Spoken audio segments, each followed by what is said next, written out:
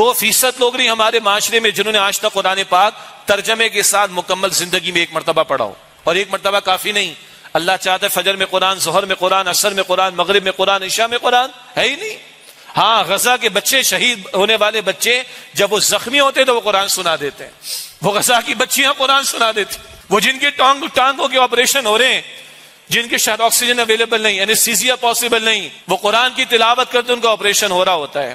وہ ہمیں غیرت دلا رہے ہیں.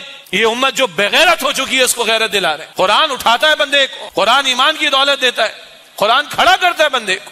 مگر آج تو امت سو رہی، بغیرت بنی ہوئی امت. آج عظیم اکثریت اس کی، عظیم اکثریت. اور وہ بچے اور بچیاں قرآن ہمیں اٹھا کر دکھا رہے ہیں یا قرآن کی تلاوت کر کے سنا رہے ہیں. بم برس رہے ہیں، اس کے درمیان قرآن کی تلاوت کر کے دکھا رہے ہیں. وہ غیرت دلانے کی کوشش کر رہے ہیں. اچھا تبصرہ کیا کسی خاتون نے سینٹ کے اندر کہ ہم نے فاتحہ پڑھ لی اپنے مسلمان بچوں کے لیے، بچیوں کے لیے، عورتوں کے لیے، بوڑھوں کے لیے.